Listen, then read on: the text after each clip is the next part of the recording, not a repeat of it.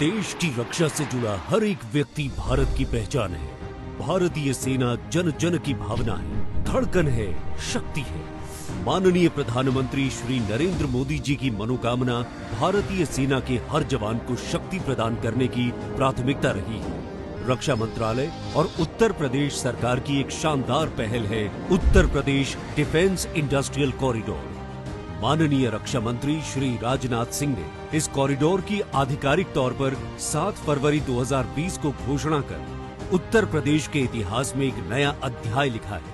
I am extremely happy that Honorable Raksha Mantri Shri Rajnath Singh is inaugurating DRDO's Defence Technology and Test Center at Lucknow. This center is in line with our Honorable Prime Minister's vision of making the country Atmanirbhar in defence technologies and systems.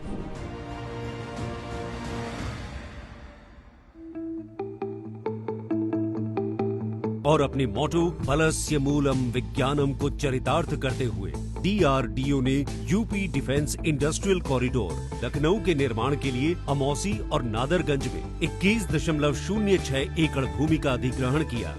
With the involvement of government of UP, we could do this work. Government of UP has given permission for the land around 21 acres, both at Amosi and Nadarganj together, to use and reskill, upskill their knowledge.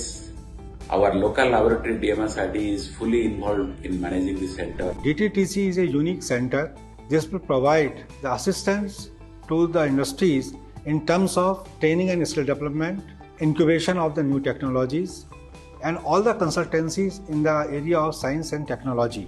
DRDO ने mission mode में काम करते हुए defence technology and test centre DTTC Lucknow के भवन निर्माण के कार्य को 2 जनवरी 2023 को शुरू कर दिया। वो कहते हैं ना कि मंजिल उन्हीं को मिलती है जिनके सपनों में जान होती है। पंखों से कुछ नहीं होता, हौसलों से उड़ान होती है। कुछ ऐसे ही बुलंद हौसलों का परिचय देते हुए DRDO ने इस भवन के निर्माण कार्य को अभूतपूर्व तरीके से 1 वर्ष के अंतराल में ही पूर्ण कर दिखाया। Defense Technology Testing and Training Center at Amosi and Nadarganj within a short span of 1 year to facilitate upskilling of the youth and for empowering the industries that are coming up in the UP Industrial Corridor. इस complex में कुल 20 भवनों का निर्माण किया गया है, जिनमें टेक्निकल सेंटर, ADM बिल्डिंग, सब स्टेशंस और सिक्योरिटी ऑफिसेज जैसे कई अन्य भवन शामिल हैं। इस पूरी परियोजना का मुख्य उद्देश्य देश के रक्षा तंत्र में गति और गुणवत्ता लाना है।